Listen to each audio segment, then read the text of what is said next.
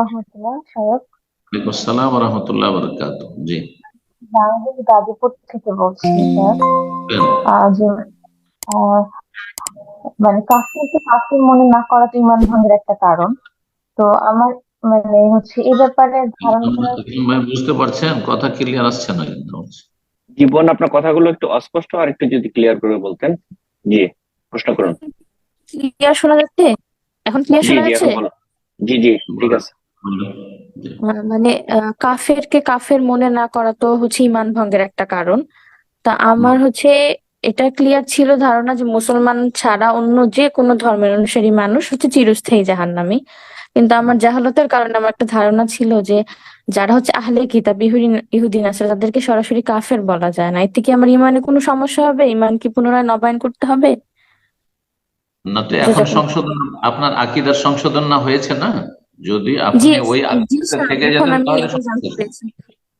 এখন কিন্তু সংশোধন স্যার করে এখন নিতে, এটাই তবা হয়ে গেছে। তবা এই ক্ষেত্রে তবা হচ্ছে যদি কারো ভুল নলেজ থাকে, ভ্রান্ত আকিদা থাকে, আকিদার সংশোধন করে নেওয়া আর সঠিক নলেজ হাসিল করে নেওয়া, এটি হচ্ছে তার তওবা।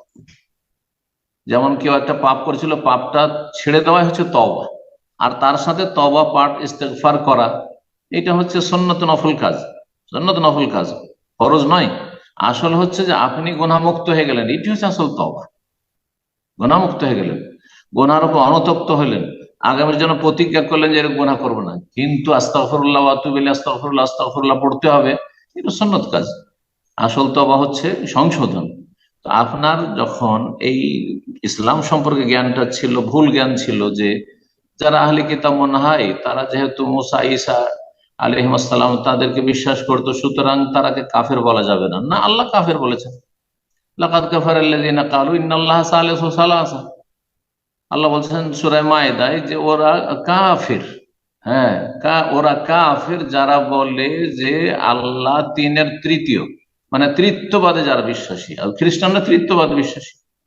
হ্যাঁ, ইহুদিদেরকে আল্লাহ কাফের বলেছে, যারা ইত্তাখায আল্লাহু ওয়ালাদা বলেছে। হ্যাঁ, আল্লাহ সন্তান হচ্ছে উযাইর, আর কাফের। তো আল্লাহ রাব্বুল কোরআনে কাফের হচ্ছে, আপনি কোরআন অস্বীকার করবেন যদি আহলি কিতাব ইহুদি নাসারাকে কাফের না মনে করেন।